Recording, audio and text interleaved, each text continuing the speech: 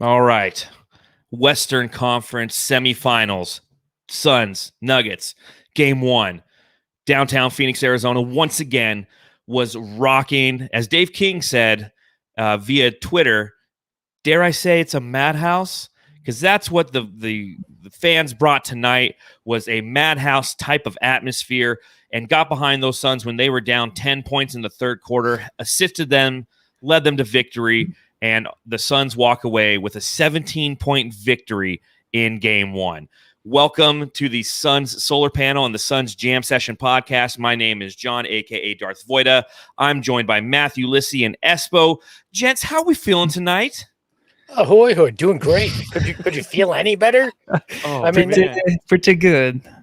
Pretty good. Yeah, I was telling you guys before we came on, like I was stomping and yelling. Like when Torrey Craig had that dunk on the alley-oop, I started stomping and yelling. My dogs just started barking at me, and I can only assume they were saying "Let's go Suns" or "Shut the fuck up." So it's one of the two, but it was it's probably both at the same time. So, but what a fantastic game! Plenty to dissect because we saw kind of game 1 is a feel 'em out game.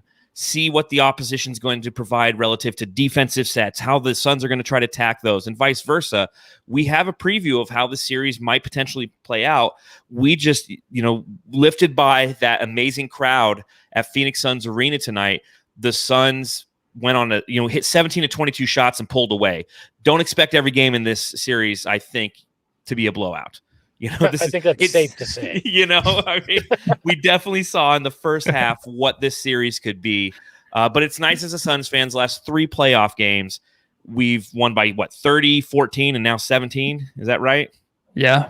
Yep. That is just absolutely fantastic. They're feeling it, and this is the offense we saw earlier in the year, and that's what we were hoping would show up in the playoffs, and it's here now. It's here, it's rocking, and so are we. So before we get into the show, I just want to remind everybody to go ahead and subscribe, whether you're watching on the Suns Solar Panel or you're watching on the Suns Jam Session podcast YouTube feeds. Hit the subscribe button, hit that thumbs up button. And if you want to become an elite jamster or a flaming baller, hit the join button as well. The more times you do that, the more opportunities you can buy tickets for Matthew, Espo, and I, so we can go to these games and come to you live from the sidelines right after. Make sure you follow us on Twitter at Suns Jam. I'm at Darth Voida. He's Matthew Lissy. Matthew Lissy. Yeah. And Espo is at Espo. Too easy. Too easy. One of those 4-letter words. It's fantastic. The best 4-letter word out there. So on that, one of them. On that note, is anybody cracking a beer with me tonight, or am I just? Solo? I got one. I'd actually Matthew do that Paul Lissy. I'm proud. It might of be you. a prop. It might be a prop. But okay. All right, Invisalign. Well, let's see the prop. What are you drinking tonight?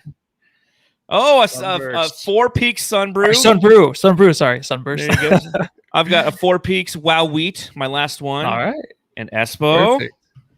I've got absolutely nothing for you. I apologize.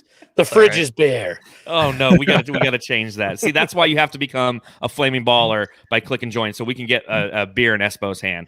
Yes, but on that note, everybody, crack them if you got them. And let's go Suns. And here's a new song brought to you by Zanzor. I want to hear you scream. Mug the nugs, my mug the nugs. Hey. Mug the nugs, my mug the nugs. Yeah. Mug the nugs, my mug the nugs. Hey. Mug the nugs, my mug the nugs. Yeah. Mug the nugs, my mug the nugs. Hey. Mug the nugs, my mug the nugs. Yeah. Mug the nugs, my mug the nugs. All right, that gets me jacked up. I'm ready to go. And then I see this game, and I'm even more ready to go. And then it happens. The Suns come out and beat the Denver Nuggets by a final score of 122 to 105. Espo, what's your just kind of initial takeaway from game 1? And then we'll delve even deeper. Well, look, the backcourt's going to be the difference maker in this series, and we saw it when CP3 decided it was time to take over. The Suns took over the game in and of itself. The backcourt is going to want to being what pushes the pace and controls the offense for this Suns team in this series. And, we talked about it. Torrey Craig will be a key. He played fantastic in game 1, but props to the 2 young guys, Mikal Bridges and Deandre Ayton, who came out and did everything and more that they needed him to. Deandre went toe-to-toe with the Joker, and Dat-Man wound up basically nullifying anything that Nikola Jokic did. And the Mikal Bridges on the defensive side was fantastic as always. On the offensive side was spectacular. This was peak Suns. Even without Devin Booker playing his best game, you saw this offense hit the level that we thought they could in that second half. And that third quarter was kind of like where you tell the kid, hey, you're not going to get dessert if you don't finish your food. And all of a sudden, bam, they finish that food real Perfect. quick because they know the end is near and something nice is on the way. And hey, they figured it out and they got it done. It was fun to watch. Yeah, exactly. And the real NBA Coach of the Year winner led the Suns to victory tonight. All right. Whatever happened with the voting was BS. He is the real Coach of the Year. But these series, these games, every other series is a bunch of blowout games. So I thought this game was actually going to be close. And as fun as that is, it's a very nerve-wracking, of course, for Suns fans. And the Suns did what they wanted to do in the fourth quarter. They pulled away. Chris Paul looked like old Chris Paul this season. That is the best takeaway I have from this game. He absolutely looks marvelous, dude. And he is back to prime A, dude. He is exactly the guy that began the season and led us to the second best record in the West. His jump shot's back, the three-pointer. His defense, too, where he's pulling the chair away from everybody and doing what he wanted to do against Austin Rivers to get the steal. It's stuff like that. It led one thing after another, which is a perfect game. Yeah, I think, in its totality, this game, you saw so many different facets of the Suns and how they're going to have to attack this team and the defense that the Denver Nuggets were going to deploy. And, I'll get into that here in a little bit. But again, the atmosphere again in downtown Phoenix was fantastic. Joining us live from the arena, Saul, how was it in there today, man? I mean, you guys were loud. Dude, it was nuts. Like, I've never been a part of anything like that before in my life. It was just so crazy. When CP3 hit the three, I thought, oh my God, he can't get any louder than this. And then the alley-oop, holy crap. I was in a suite. I almost jumped out of the suite and broke everything I had in my body. It was so freaking awesome. Saul is now in the holding cell in the basement of the arena. Yeah. Apparently got a little too rowdy out there. Yeah. Last time I didn't have great reception, so once I had 4 bars on my phone, I was like, oh, let me stop. Let me tell you guys exactly what it felt like in that arena. Dude, Suns fans, I think they understand the more and more they show up and the louder they get, this team absolutely feeds on it. And it's just great to see. Yeah, when you have a young team like the Phoenix Suns and they have that home court advantage and you have a team or a fan base that's we are basketball town, and those who are tuning in and watching on YouTube live with us, or if you're listening on the podcast tomorrow, you're a true fan, and the way that everybody gets loud in that arena is something that Matthew and I experienced in Game 5 against the Lakers, and it looked like it was even more bonkers tonight. And when the Suns were down 10, I think a lot of Suns fans got that kind of feeling like we keep fighting back, we're continuing to try to force the issue. We're trying to do some of those things that are detrimental to our success. Taking some of those threes, those untimely threes, not having the ability to execute on the offensive end. And then all of a sudden, Mikal Bridges holds the offense together just long enough in the third quarter for the rest of the team to kind of catch up. And next thing you know, the Suns put on a 16-0 run. They make 17 of 22 consecutive shots. And I'm literally, my wife walks away and she comes back and she's like, what's going on? I'm like, we're going to the fourth quarter. Suns are up 15. She's like, they were just down 10. I'm How like, many times has that happened to you this season, right? That's the Phoenix Suns. My dad told me man. it's what I told him. I go, that's the Phoenix Suns. Resiliency, the ability to score from inside the arc is what makes this team special. Is they're not a team that's going to sit there and just try to pump threes all night long. If the three ball's there, fantastic. We saw that against the Lakers in the last 2 games. But in a game tonight when the three ball wasn't necessarily falling, where they were shooting about a 33% clip at one point, they're like, let's just start attacking the interior and hitting the mid-range shot and doing all these things that are going to allow us to at least keep, stay in the game. And then conversely, you see Denver try to go ahead and do that same thing. They start shooting the threes and not making them. That's the one thing that I really wanted to see tonight. DA, and for those of you who couldn't see on TV, DA had Campazzo on him 3 different times, and they didn't even look his way. And this was in the third quarter when the Nuggets were making a run. Again, I've been saying all postseason, like, sometimes you just got to let DA calm the offense down and give him some easy buckets down low in order to kind of pace this team. But luckily, Mikal Bridges and company stepped up. Y'all, it's been fun. I'm going to get out of here. I just wanted to pipe in. All right. Well, how was Jimmy Eat World? Was it good? Dude, first of all, wrong demographic to talk about Jimmy. Okay. No. Let's ask the important question.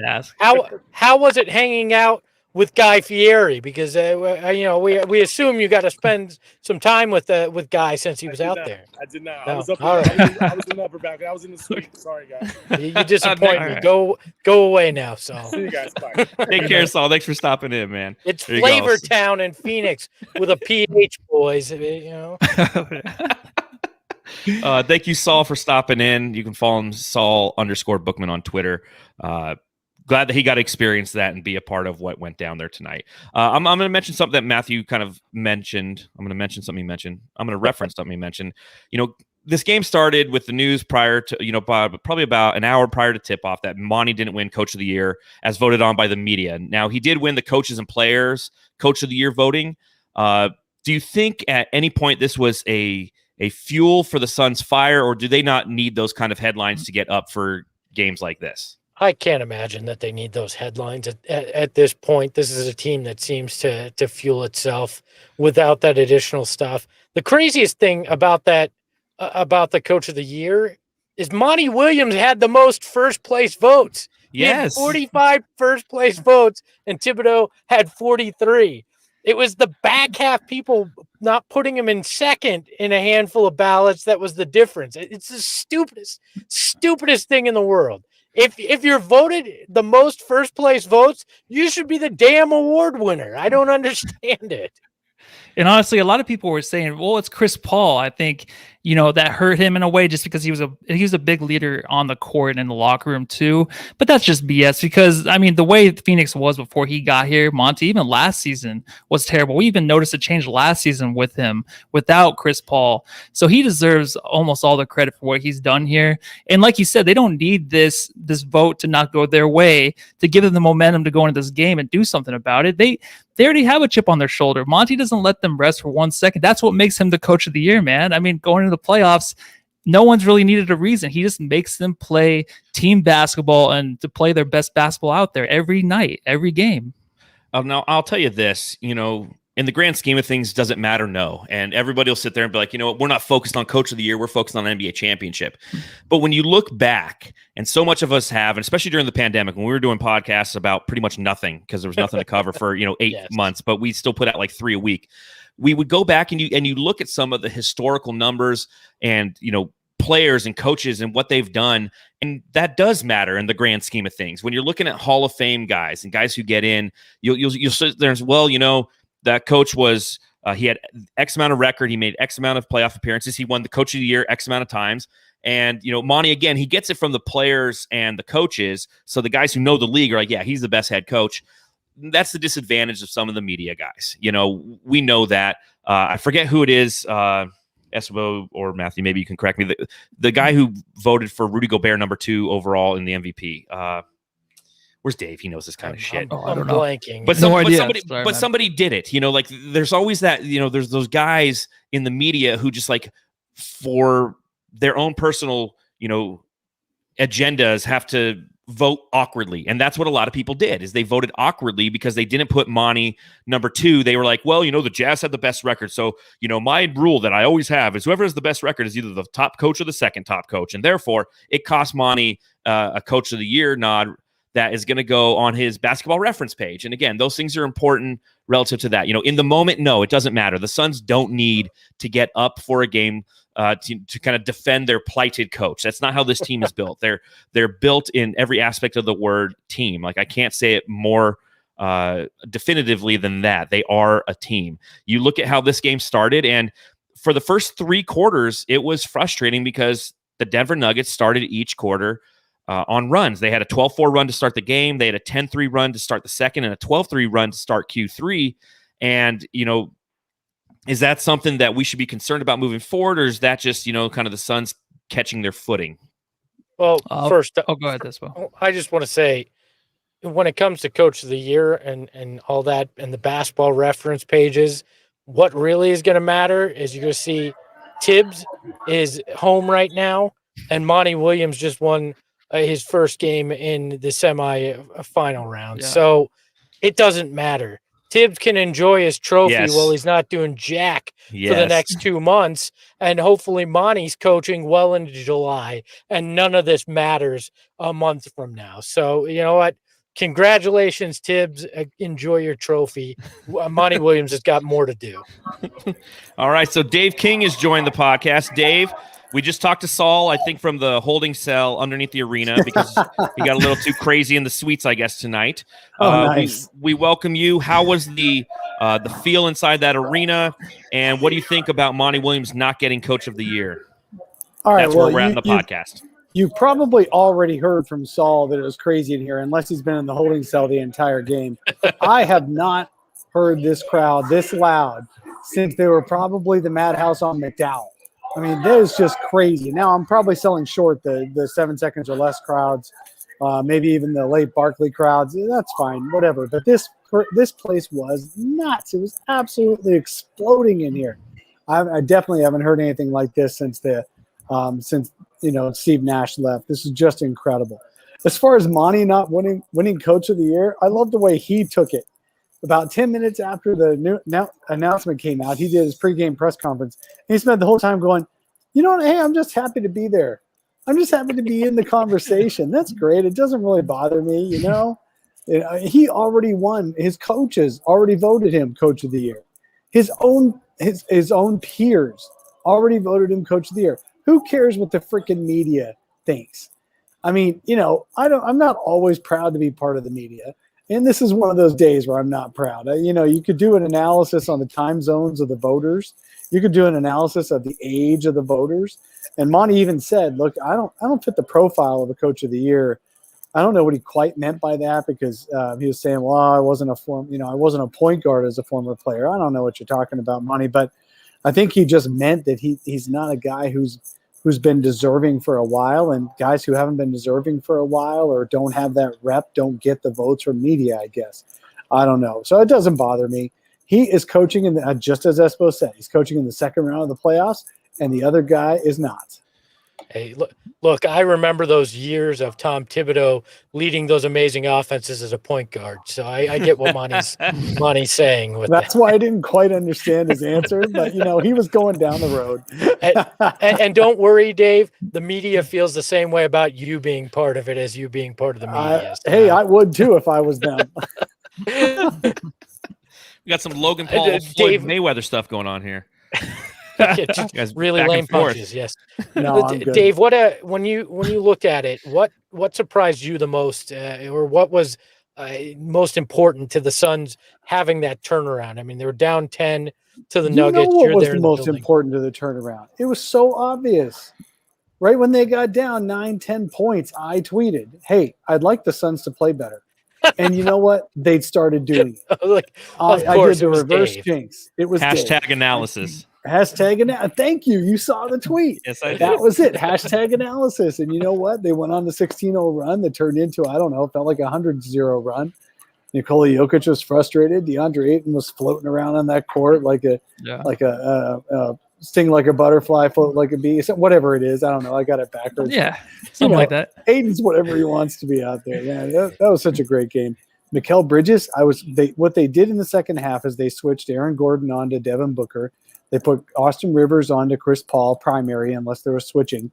But what that meant is they stuck Campazzo on Mikal Bridges. And guess what? Mikal Bridges explodes for an awesome second half. So the Suns are making the right reads, and they're making the right adjustments based on what Denver can do. Denver's got limitations there. And you know what? Denver's going to make new adjustments next game. And Espo and I are going to be talking to actually the lead of Denver Stiffs tonight on a post-game podcast, where we're going to talk about each side's adjustments going into game two. Because as Monty said just now in his post-game press conference, every game is a different animal. We saw it in the Lakers series, hopefully not injury related, hopefully just play and adjustments related. And now we're going to see it. Now we're going to see it in the next game. It'll look totally different than this one did. So I'm really looking forward to seeing how. But I feel like the Suns are in a good position to make adjustments. Mike Malone's a pretty darn good coach too, so he's going to make his own adjustments. Well, very importantly, how was Jimmy Eat World at halftime? You know what, man? I am in that age range where I was mouthing the words. So, So it was good, huh? yeah, they were pretty good. I'm also one of those old timers who goes, I like the recorded version better. Because these guys always do different inflections live, and I'm like, of course, I know he's sung that song probably 1,500 times, and he's got to make some changes to it. And I was sitting there going, I'd rather you do the old version, but I do. I did like it. It was fun. Good. Dave, do you got a stat for us? You want to stat me at all? I got to. Oh God, man. Right. Yeah, go ahead. Go ahead. Let me hit it. Go ahead. Dave, stat me. The Suns were down 9, and they called a timeout and went on a 16-0 run to just take a 79-72 lead.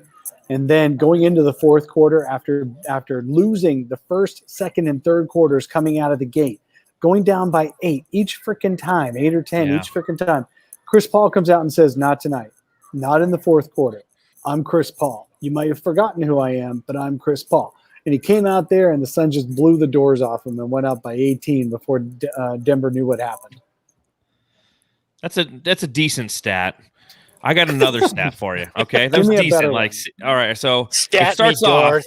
It starts with Ayton Watch 2021. So here's a stat for you. Deandre Ayton, who ended the night with a total of 20 points, 10 rebounds on 9 for 13 shooting. He had 9 field goal attempts in the first half. There's 29 games this season where he had 9 or less field goal attempts the entire game. Boom, you have been statted. Deandre Ayton was fantastic in this game. They were mentioning it on the broadcast, which was a rough broadcast to watch. It was Reggie Miller, and who was with him? Kevin Harlan. You didn't like it? No, because Kevin Harlan was like, oh, look at Bridges. He reminds me of Patrick Peterson, who plays here in the Valley. It's like, no, he plays for Minnesota. He lost me right there. You lost me right there, dude. Didn't That's do your recent, though, man. Don't care. Reggie Miller repeating himself every 2 seconds. Yeah. Lost me. Yep. Yes. Not the greatest of broadcasts overall. But one thing was it on Valley Sports though, or no? No, I didn't see it on the Valley with a chick named Sally. I didn't see it there. It's only on national the rest of the way. Okay. First round is the only round that the local gets. You guys, if you weren't in here, I guess you guys weren't here. But man, that when Devin Booker struck the pose. Oh yes. This stadium went crazy. As well it should. Just pandemonium. This is the new Madhouse. It's the Madhouse on Jefferson. Doesn't rhyme as well. So maybe it's the Jam House on Jefferson. Oh, the Jam House on Jefferson, dude. Okay. Now you're just naming it after other podcasts. Way to go, Dave. It couldn't be the panel on Jefferson. No, all right, fine. The panel on 3rd Street, like we're trying. We can call it the Jam House on Jefferson. Now I got to make another shirt. But Deandre Ayton, one thing that Kevin Harlan and Reggie Miller got right in this game was the performance that he put forth was essentially a wash with the MVP. You look at Jokic overall, 22 points, 10 for 23 shooting. So 22 points on 23 shots. He had 9 rebounds and only 3 assists in this game. Had a couple steals, had 3 blocks in this game. He was getting really frustrated. He wasn't getting his foul calls. Exactly. And you know what? I look back and everyone thinks that Jokic draws a ton of fouls. You know what? Denver is almost as bad as the Suns at drawing fouls. They were like 27th in the league, and the Suns are 28th. And Jokic only averages 5.5 free throws a game. Yeah, that's twice what DA gets, but it's less than Devin Booker gets. So he doesn't get a ton of foul calls because he just moves his bulk so deliberately. It looks like he's just going where he wanted to go in the first place. So he was getting really frustrated. But you know what? He's getting frustrated with his own misses and the Suns' swarming defense. They did a really good job in the second half.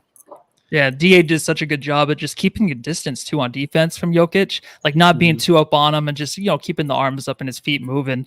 That was the best thing about DA tonight, I thought, just his defense on Jokic. Him finishing at the rim was perfect. I mean, getting the and ones was nice, but also I feel like there was a lot of missed opportunity too under the rim. Like for him, I'm just saying, like, go look at the tape. I don't think anybody can stop him down there. Don't crap on him after tonight. I'm not crapping on him. I'm saying there's just sometimes where like he's by Jokic underneath the rim, and I think he could just do more under there. I don't think he knows he can until he goes back and watches film. Like, all right, so in this certain situation, do this, do that. He could have shot perfect tonight. Damn it, why didn't he? Guys, is this the first game in which Ayton has had two different and ones?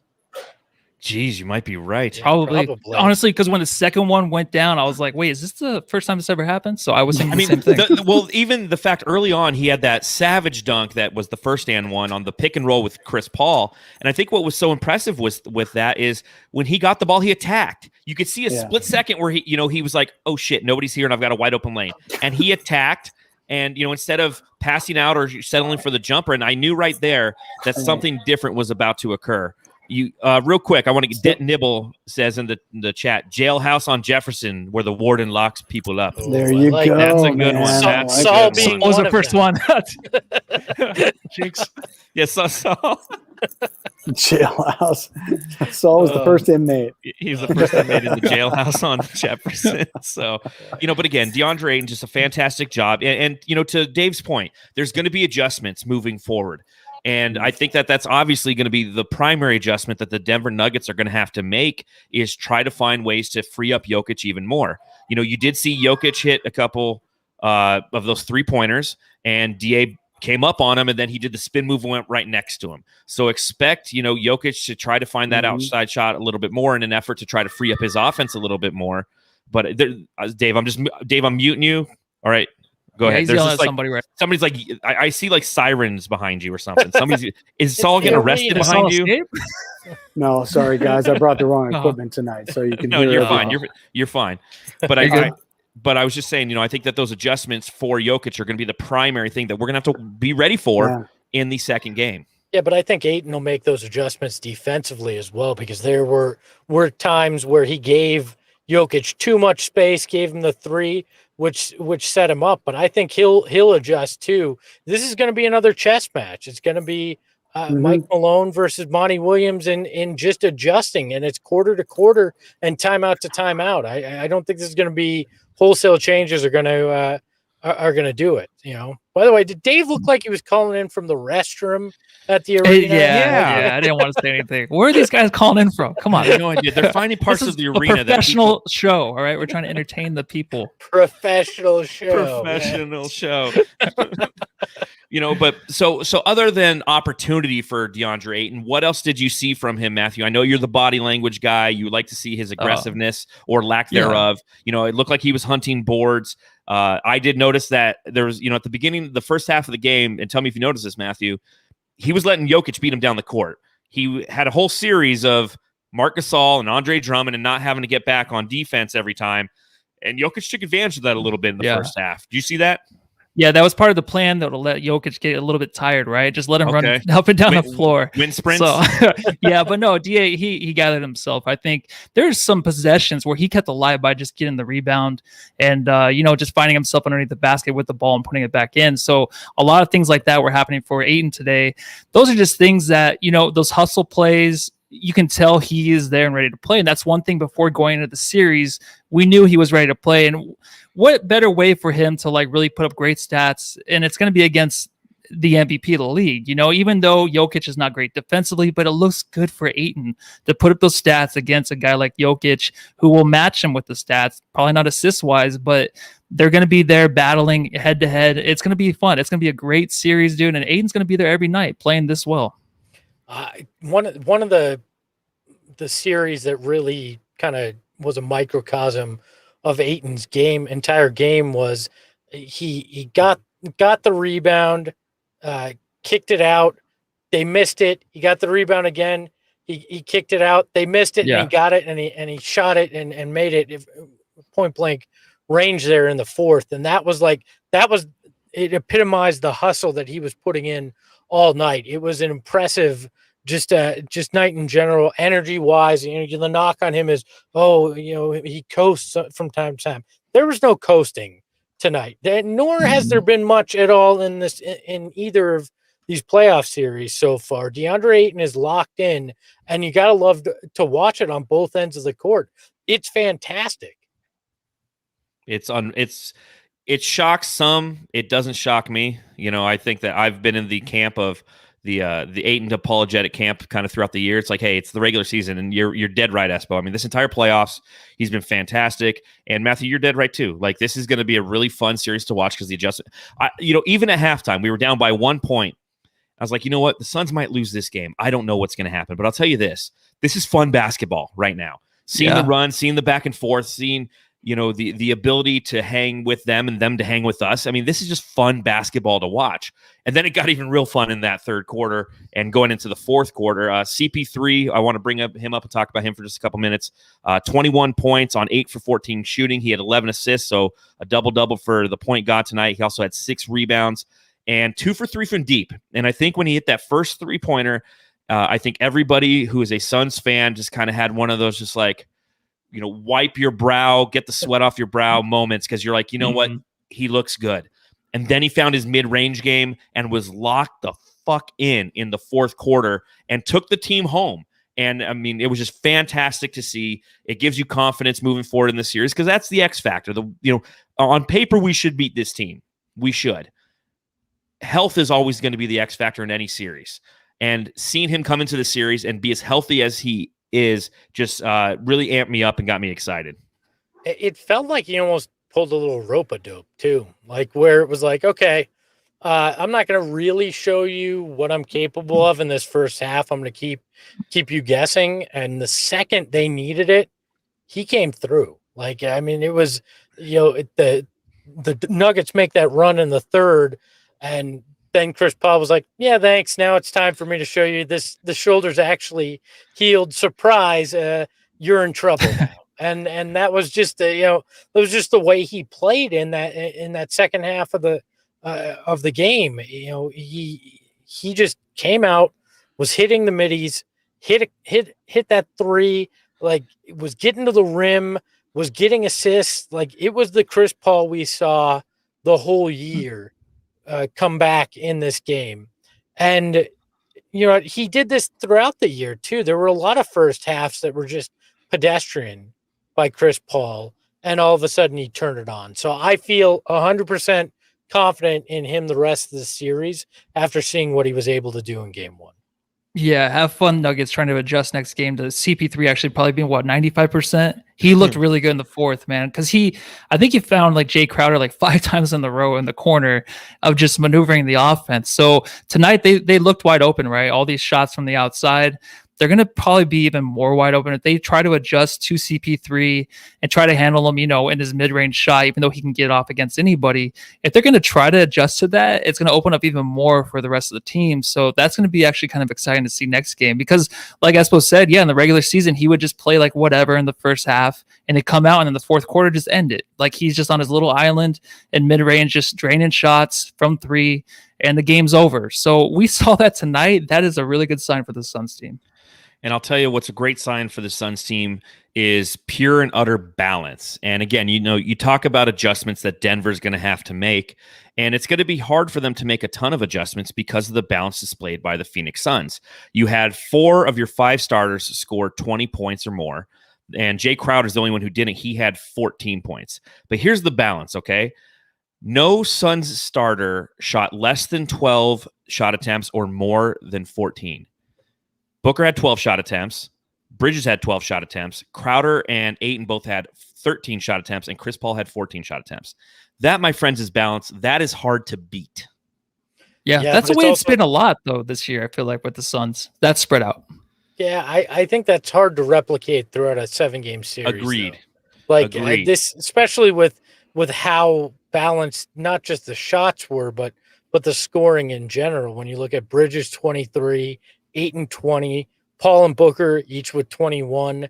Like, That's not going to be the norm in this series. At least it would surprise me significantly if that's the norm. But you also got to imagine Campazzo having 14 points isn't going to be the norm in this series either. And Aaron Gordon with 18 when he averaged 12 last series and 10 points when he came over to the Nuggets won't be the norm in this series either. It would be amazing if they could keep that balance. I just don't think they will. But what will happen is with CP3 showing that he can shoot again, that's probably going to ease things a little bit more for Devin Booker as well, because they can't overcompensate on that. So that'll be good. You'll see more offensive firepower from Devin Booker at some point in this series, because he will be matched up against Austin Rivers and Campazzo.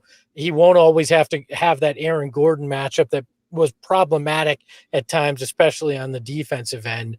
But yeah, if you can get anywhere near this balance, this is an easy series for the Suns. I just don't think they will get that balance as often as we'd like to see. And Aaron Gordon, we talked about him really quick, like last pod, kind of let him do what he wants to do. Did it kind of seem like that tonight, to where he had the mismatches, but I feel like he was like the only problem for the Suns tonight in a way. And I think that's a good thing. If Aaron Gordon's going off and he's hard to stop and that's your only worry, that's good for the Suns. Yes and no. I mean, I think that's going to be one of the adjustments besides Jokic that the Suns are gonna have to make, is those Booker mismatches. Having Booker guarded by Gordon and trying to guard him himself is something that, if they need easy points, you want to take that away at some point. So you can throw some more doubles at him is probably what I think that they'll do. But real quick, I just want to give a shout out to all of the Jamsters and Flaming Ballers who are watching along live. The Masked One just dropped $50 on the super chat. So cheers to you, Damasked One. I'm gonna drink some beer for you. And then his money and beer. I love it. Yes. And his dudeness dropped $5. He says, how about Craig's hustle? Me, oh my.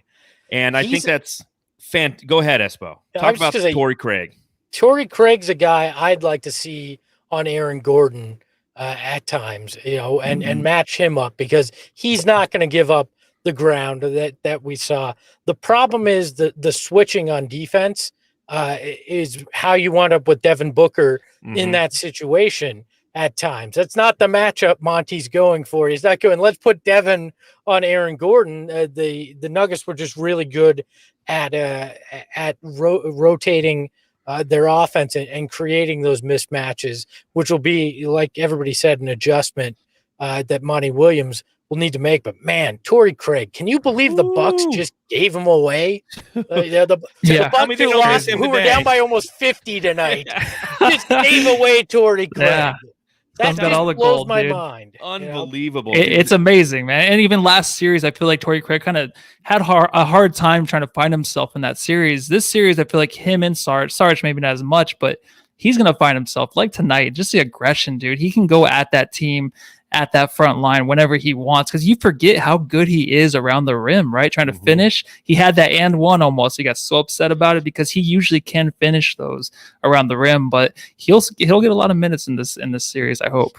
He almost had a double-double tonight, 9 points and 8 rebounds. He was all over the place, and he did it in only 17 minutes. I mean, he was spectacular.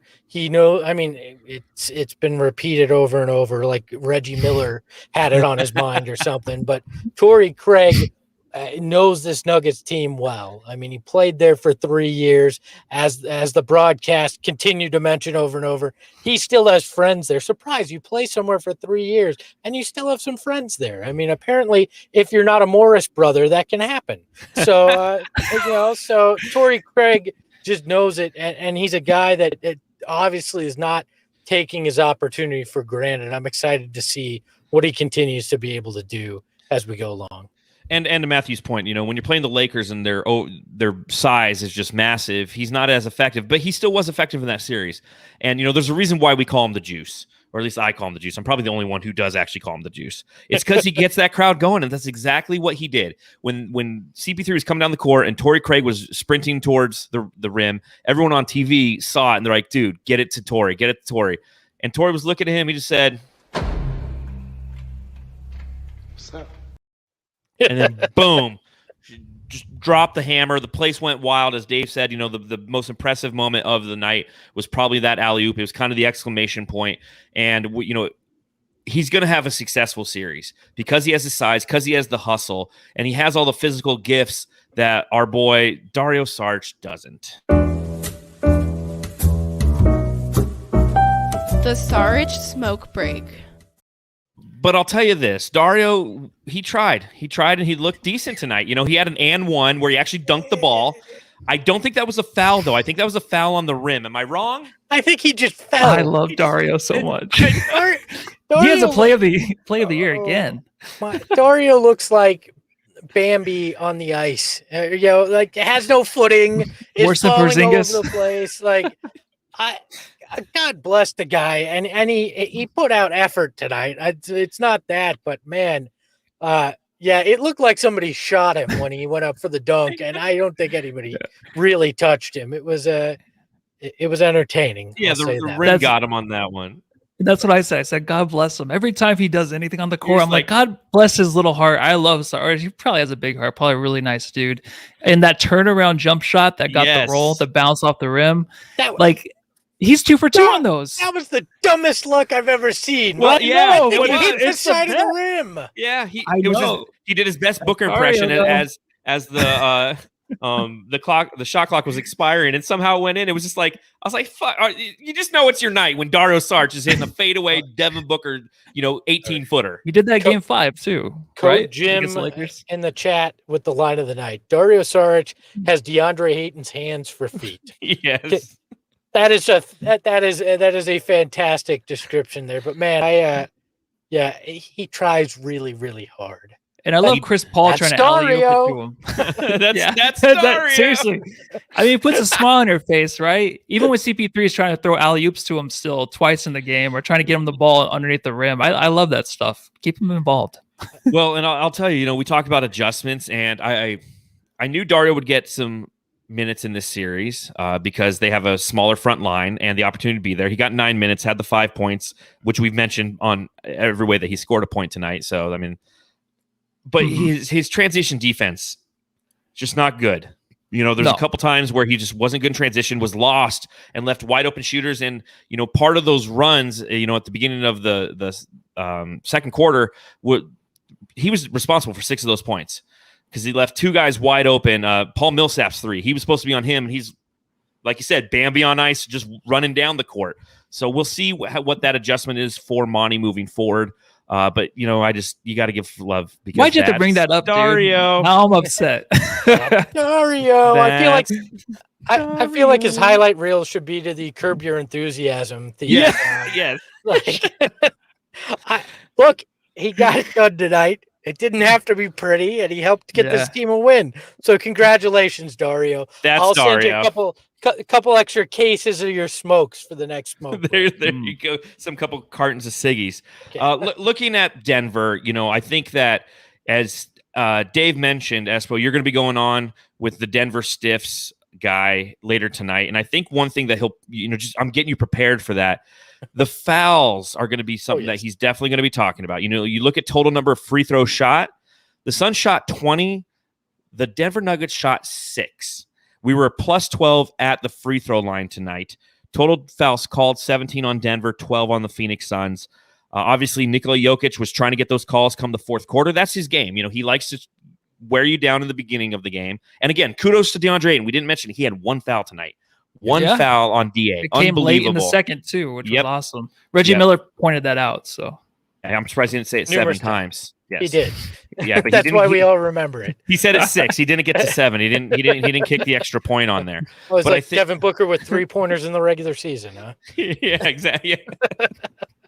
But when you look at what Denver Nugget fans are going to be talking about tomorrow, it's just that. And we have to kind of mentally prepare for that next game where it's going to probably even out a little bit. That's just kind of the way the NBA works. We saw it in the first series with the Los Angeles Lakers. The Suns were not getting any foul calls in the first game. And in the second game, we got some of those calls and we actually ended up winning that game. So what did you guys see from the refs?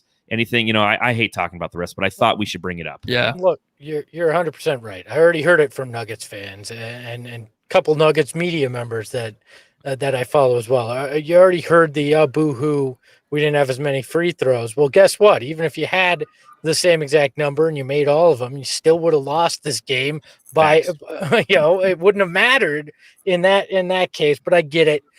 And what will happen is that the free throws will shift when the series shifts to Denver. No longer are you playing a super team. So what will happen is the home team gets the better calls. I mean, I just feel like that's the way it's going to go back and forth. Is that the Suns will get the home cooking when the crowd's there for them. The Nuggets are going to get it in Denver, and you just have to accept that that's part of the game and the way these things are called. Plus, they shot 43, so it's like you can't complain too much. And the Suns, usually when these differences are this large apart, the Suns only had 20 attempts. I feel like that's not that much, right? That's like a normal Suns game. We only get like 15 or 20 free throw attempts a game.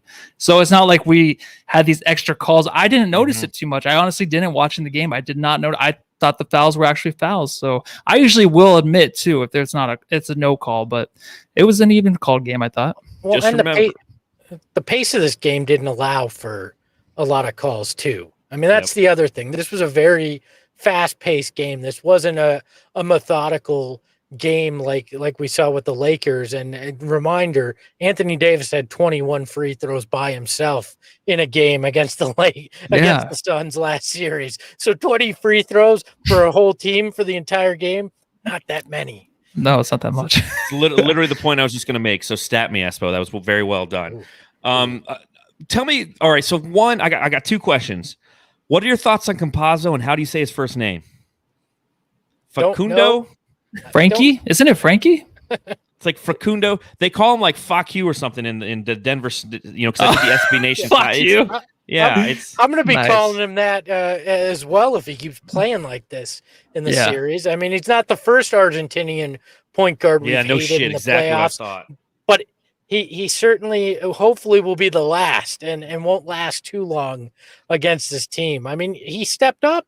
He played well, and especially in that first half, and it was not something that was expected because everybody thought the point guards, the guards in this matchup for Denver were going to get toasted, and it didn't really happen till the second half. But I don't think that's something that will continue throughout this series.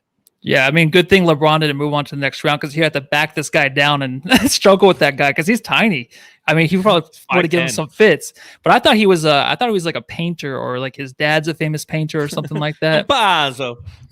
I thought originally I thought he was Italian, and then I realized no, he's too annoying. He's got to be he's got to be Argentinian. Yeah, it's got to be Argentinian. Well, I mean, he had 11 points in the first half, and that's exactly what everybody was thinking. And again, Reggie Miller said it 40 times. He's just like, man, Campazzo's having this amazing game. Oh, this amazing steal by Campazzo. It's like, no, like Deandre Ayton fumbled the ball, and Campazzo just happened to be the guy who got it. So he is somebody who's going to be a thorn in our sides. But as you mentioned, Espo, a lot of people said coming into the series that we would have a clear advantage on the guards. Austin Rivers, I mean, he's bad. Like, Devin Booker was having his way with him early, and then as you mentioned, the switches were happening. Mikal Bridges, he took advantage of him late, and again, shout out to Mikal Bridges. Fantastic matchup for him to take advantage of. Austin Rivers is just he's not good. I mean, there's a reason why the Oklahoma City Thunder waived him earlier this season, and he didn't have a team for a month. Look, I don't think he's that bad. I think he's just repaying James Jones for letting him go when they acquired him. So when the Suns acquired him, so it's just payback, really, is what I think it is. Yeah, and honestly, last series he shot very, very well against a bad defensive team. This time, it's not going to happen. And honestly, he probably wouldn't even be on the team right now if they didn't have the injuries they had. So he's filling in right now, and he's probably going to try the best he can out there. But he's a guy that thinks he's better than he is because he got that one steal. I'll bring it up again. Chris Paul just let him slide across the floor and just took the ball and went up the court. That was beautiful. It's like, dude, what are you trying to do over here? He was like on a slip and slide, But I mean, that's who Austin Rivers is. He's Doc Rivers' kid. He has that confidence. I mean, he was the number 2 overall prospect back in 2014. He played at Duke, was a star at Duke. So he's always going to have confidence in himself and belief. The skill isn't necessarily there. And defensively, the Suns know where they want to attack. And that's where the offense started. And then, kind of continued throughout the remainder of the game with Mikal Bridges and ultimately Chris Paul as well. I mean, they carved that guy up. So Oh, I'm gonna drop. Booker had that one move on him where he Whew. crossed him over, spun, pulled up as he blew by him. He's it was just so Kobe it's right like, now. Nice try. He's so Kobe. Yeah, He's nice so try. Kobe. Everything he's doing looks like Kobe. You know, it really does. So before we get to our Jam Star, this is a reminder for everybody that Suns Jam Session Podcast is brought to you by Just Sports. Enter the code SUNSJAM at checkout for any of your online orders and receive 15% off of your purchase. That's right. Let them know that the Suns Jam Session guy sent you. Again, that is promo code SUNSJAM when checking out at shopjustsports.com. I'm not as creative as Espo, where I can just like randomly come up with things off the cuff talking about Manscaped or Just Sports. So I made the promo myself, so I don't have to say it every time I do the podcast. Is it true if I mention that you sent me at an in-store, they throw me out though? Yeah, absolutely. Is that how it works? Only online. Are you one of those guys who litter this place with Suns Jam Session business cards and randomly in our merchandise? Get the frick out of here. We had to give you a discount code, so you never did that shit again in our store. That's exactly what happened. No, those guys are good. I was at the location over in Santan, the Santan Mall over the weekend, and some of the coolest merch I've seen for the Suns fans out there. So highly recommend, whether you're checking it out online or going in store, check out Just Sports. Yeah, they're fantastic, and it's so nice to see just that huge display when you walk in. I've waited so long, so many times I've had to go like try to find it in the back, and there's one hat and it doesn't. Yeah, there's fit. one hat. It's like upside down on the floor. Yeah, somebody tried it on and took it off. So, but it is that time of the podcast. Jam Star of the Game. And I think this is a really interesting Jam Star of the Game. So if you're watching along live on YouTube, let us know in the chat who your Jam Star of the Game is. There's you could say about 3 or 4 different guys. Yeah. So Matthew, I'll start with you. Who is your Jam Star of the Game? I think I'm just going to go Chris Paul. He sealed the deal for the Suns. I mean, all around a great effort from everybody, right? All our starters, the bench really proved themselves tonight. But Paul he finished it off, dude. And he's Jam Star because he was like the one question going into the series and the rest of the playoffs is how healthy he's going to be. He looked great tonight, man. I mean, I can't say it enough. So he's definitely Jam Star. Okay. Oh, come on. It's Mikal Bridges. He had to wear extra long shorts they were dangling so big tonight. I mean, he came through on the defensive end from 3. He was cutting the hoop. Like, he did everything that you could want out of Mikal Bridges. And that's no disrespect to CP3 or Ayton tonight. You both had fantastic games, but Mikal Bridges said, you know what? I heard all this talk about DA getting big money because of the first series. Back up the brink struck for me because I'm going to have a big second series. So he's mine. Yeah, I really think that you're right. Like, he's like, it's my turn now. I mean, again, there's no wrong answer here. And as I'm bringing up what everybody's saying along live in the chat, that's what everybody's kind of saying. It's Ayton, it's Bridges, it's Paul. I mean, so Matthew, you said CP3. Espo, you said Mikal Bridges. So I'll go with DA, man. I mean, flustering the MVP on a national scale. Everybody gets to see what we've already kind of seen this year when he plays against Nikola Jokic is he flusters him. He's athletic enough, long enough, and disciplined enough to not allow him to do everything that he wants. He was a wash. He took out the MVP and matched his stats and actually had better stats than he did. And we mentioned it on our what's the word? The last podcast, the series preview. Preview. And I'm bringing up the graphic for those of you who are watching. It says Nikola Jokic, when guarded by Deandre Ayton this season, was 13 for 34, which is 38%, 3 turnovers, blocked twice, 0 free throw attempts. It'll be interesting to see what those numbers are moving forward. As we see the advanced stats, we'll be able to see tomorrow and see what it is moving forward. But the ability to neutralize Nikola Jokic in any game, I don't care. The series is going to go 20 different ways. I mean, that's what a series is. It's highs, it's lows, it's ups and downs. This game personified that exact existence of a series. But to do it in at least one game to where you neutralized him, like, get ready for that DA love. It's coming. So that is why he is my Jam Star of the Game. Yeah, and it doesn't surprise me what DA did because he did it throughout. He's done it throughout his matchups with Jokic, and I hope we see this back and forth. It's fun to watch 2 great centers go at it. It reminds me of the game we kind of grew up on. It's not the same throw it in the post that it was, but you got two bigs that are skilled going at each other on both ends of the floor. It was fun. I mean, especially when Ayton was hitting those mid-range jumpers over top of Jokic. I just love watching this. It's going to be fun watching those two guys go back and forth. All right, also, Matthew Van Hoo's those kids that went nuts after the alley-oop. That was pretty cool. There's like 10 of them just going crazy. They're going crazy. That was fantastic. All right, so Dave, you're here just in time. Who is your jam star of the game? Oh, man. Okay, my jam star of the game has to be Chris Paul. I don't know if you guys already named him, but I did. I got yelled at for it. You got yelled at for it. No, you didn't. It's not here. Chris Paul owned that fourth quarter. He just decided I'm still Chris Paul, and this is how this game is going to end. The rest of the guys actually got that 9-point lead leading into the fourth quarter, but Chris Paul taking over right there, finishing everything up, finishing it off was just incredible. So did you see his post-game conference or press conference, and what did he say? And tell those people to shut up. John Boyd tells you to shut up. They'll be like, who? Is Dave in the bathroom is the question. Is Dave in no, sorry. I'm upstairs. No, sorry. I'm in the media area, and people are still walking by. It's hard to get a quiet spot here. What did Chris Paul say in the session after? You know what he said? He said these fans are crazy. He said this place is crazy, and that's why they play so well, and that's why they got the home court advantage. I mean, you guys were talking about fans just as I pop back in here. Every single person, Mikal Bridges, DeAndre Ayton, Devin Booker, Chris Paul, they all say the fans are what's helping them play so well and kick off these playoff series right. Now, the Suns have always been really good on the road this year. They have the most road wins in the NBA. They won 2 out of 3 in LA.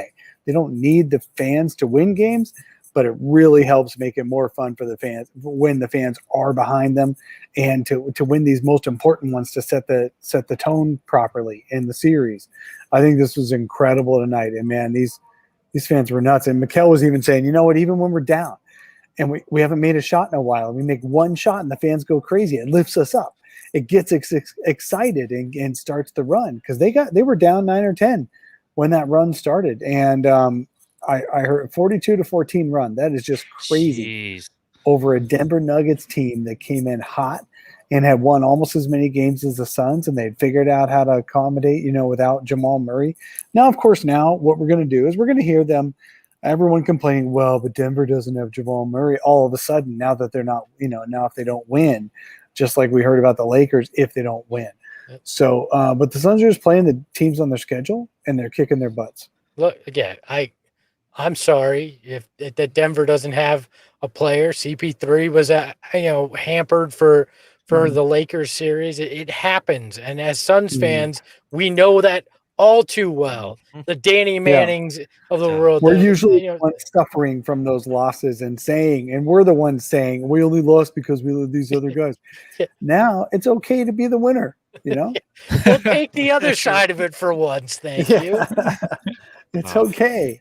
The other thing is the continued ability for DeAndre Ayton to defend Nikola Jokic. I know you guys talked about this a lot tonight. I'm sure you did, but it is just incredible. And once again, DeAndre Jokic only had 22 points on 23 shots. And DeAndre Ayton only got 1 or 2 foul calls against him the whole game. Jokic was frustrated, but you know what? Jokic doesn't get a ton. We talked about this earlier. It doesn't get a ton of foul calls. We definitely gets even less against Ayton. It was just really fun to watch. Well, on that note, I think we're getting ready to wrap up this version of the podcast. But as we look at Game 2 Wednesday night, is there anything that we should be prepared for? Is there anything that you guys are looking for relative to adjustments? We've mentioned some of them here on the pod, but let's enjoy this win. It's a game, a day off, a game, a day off. I mean, that's just kind of how it goes right now. So you can't. It was actually kind of nice having a couple days off and enjoying that Lakers win. You got some time to analyze it, think about it, enjoy it, and then get ready for the series. But is there anything moving forward that you guys think that we should be prepared for? A big Devin Booker game in Game 2. I just feel like they'll adjust. They'll find ways to get Devin those shots that he wasn't getting tonight, and I think he'll have a big game in game 2. Yeah, they took shots away. They schemed to take shots away from Chris Paul and Devin Booker tonight, and Booker and Paul combined for 19 assists. So exactly the way Espo said. Plus, they gave up a ton of corner threes because they had to rotate in and tag DeAndre Ayton. It's quite on his roles. It's quite possible they'll let Ayton score more or have more opportunities to score like the Lakers did and guard the three-point line better because it's better to give up 2 than 3. So we might see some adjustments similar to what the Lakers did. The problem for the Nuggets is they're not as good on defense as the Lakers were. So it's going to be tough for them to make all the adjustments. But that's what I would expect is the Suns won't get so many wide open corner threes, and Ayton might get a few more uncontested layups. Yeah, and honestly, if the Suns could just find a way to stop Austin Rivers, that would be nice. We actually talked about him for like 20 minutes, I feel like, on this pod, which is way more than it should be. You did? No. Yes, sorry. No. Lord. Another game 2 prediction. I think Dave's going to see Guy Fieri in the media room critiquing the food. That's a game 2 lock for you. Hey, he can Put it come on up the here and board. critique it anytime. Diners, drive-ins, and Dave's. That's what we're going to have. In game 2. Let's bring it. Bring it. Man. Well, on that note, ladies and gentlemen, we're going to wrap things up. I did want to say that, a game 4, which is going to be occurring at 5 p.m. on Sunday, we will be broadcasting live from the Four Peaks Tap Room in Tempe, Arizona. So if you get a chance, come down, hang out with us. Make sure you make a reservation because that place will be popping. They do $4 Suns brews there to celebrate. It's Sun Brew, but they call it Suns Brew during the game. So again, that's where we're going to be broadcasting from. So come join your homies, the Suns Solar Panel, and the Suns Jam Session for that game. I think that's everything. Dave's gone. He's out. So, no Dave, no Dice. Ghost. He's gone. He's just Kaiser Sose us. So this is a reminder to everybody, again, who's watching along live. Please hit the subscribe button. Hit that thumbs up button. Helps with the algorithms and science and such. Lets everybody know where they can find the best Phoenix Suns content on the interwebs. If you are listening on the Bright Side of the Sun podcast network, go ahead, subscribe, rate, and review. And if you leave a 5-star review via Apple Podcasts, we'll actually read it live right here on the show. And let's see what the heck. All right. I'm going to read some because we have some. 1 second, folks. This is great radio, television stuff. If you provide me one for the next post game, I'll read it as Lon Babby. That's what I'll do for you. Well, all right. Well, I'll read these 2. I got 2 here. I'll read these as Kermit the Frog. How's that? Oh, okay. Please do. All right. This is from. I don't like this. I hate these impressions. Yeah. Okay, Sorry, I can't I'll do the Kermit the Frog. I know you and Shannon both hate it. Freaking hate it. So this is it's called Why It's a 5-Star Podcast from Fines 124760. Miss Piggy. Super cool dudes. I can't do it. I started watching you guys after the bubble. Made this season even better. Cannot wait to see the future has in store for our Phoenix Suns. Rally the Valley, baby. And then I'll do the best podcast out there from Sad Amo 13 in Peter Griffin voice. Oh my God. My first podcast review, and this is honestly the only one I will regularly listen to. So much passion and fun. Go Suns. Hashtag BDB and a hashtag BPP. That's Big Dick Booker and Big Penis Paul. Did you put LOL on those laughs or what? No, I love your impressions. It's the Kermit the Frog one. Sometimes it makes me feel weird. I don't know what it is. I love it's not that you, John. I love that you went. I'm an idiot. Espo. I'm an idiot. Well, they were calling me Peter Griffin when I. I remember that. Yeah, when you shaved the beard. That's right. Thank God this thing's back. My best friend. So. Yeah, it's been a good playoff run for the beard. Matthews is growing out. Yours is growing out. Mine's staying where it was. So. Wait, Matthews growing one? Yeah. Yeah, you can see it whistling in the wind right here. See that? We've officially gone off the rails, ladies and gentlemen. So, Espo, any parting words before we take off tonight? Yeah. Let's get this thing back on the rails before Wednesday night. Amen. Not going to happen. Matthew? Everyone go home and love your family. All right. We shall. And again, thank you to Zane Zor for this little ditty right here called Mug the Nugs. I want to hear you scream, Mug the Nugs. nugs, my mug, the nugs.